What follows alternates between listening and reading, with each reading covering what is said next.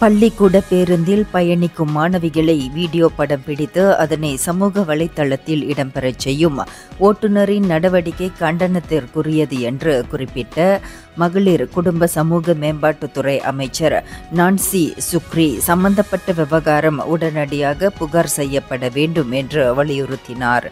இது பற்றி சிறார் மேம்பாட்டுத்துறை அதிகாரிகள் உடனடியாக காவல்துறையில் புகார் செய்ய வேண்டும் என்று உத்தரவிடப்பட்டதாக குறிப்பிட்ட அவர், ஜொகூர் மாநில காவல்துறை தலைமையகத்தின் மகளிர் சிறார் பாலியல் துன்புறுத்தல் விசாரணை பிரிவோடு இதன் தொடர்பில் ஒத்துழைக்கவும் அமைச்சு தயார் என்று கூறினார். இவ்வாறான நடவடிக்கைகள் ஏற்றுக்கொள்ள முடியாத ஒன்று என்பதோடு அதனை யதார்த்தமான விஷயமாகவும் நாம் எடுத்துக்கொள்ளக்கூடாது என்பதை அவர் சுட்டிக்காட்டினார்.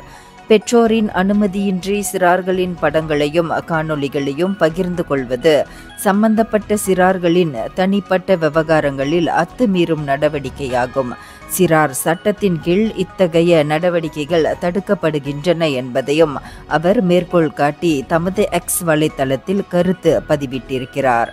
6,40,000 பார்வையாளர்களால் பின்தொடரப்படும் டிக்டாக் கணக்கரான அந்த இளம் பேருந்து ஓட்டுநர் பேருந்தில் பயணம் செய்யும் ஓர் இளம் மாணவியை தனது காதலி என்று குறிப்பிட்டு அவர் முகம் தெள்ளத் தெளிவாக தெரியும்படி காணொளியை பதிவேற்றம் செய்திருக்கிறார். மேலும் அடிக்கடி அவர் பேருந்து ஓட்டிக்கொண்டே அதில் பயணிக்கும் பிள்ளைகளை காணொளியாக பதிவு செய்து சமூக வலைத்தளத்தில் காட்சியாக்கி கொண்டிருக்கிறார். அவரது வீடியோக்களுக்கு 10.5 மில்லியன் லைக்குகள் வரை கிடைத்திருக்கின்றன. இந்தியர்களின் இதய குரல் மக்களோசை.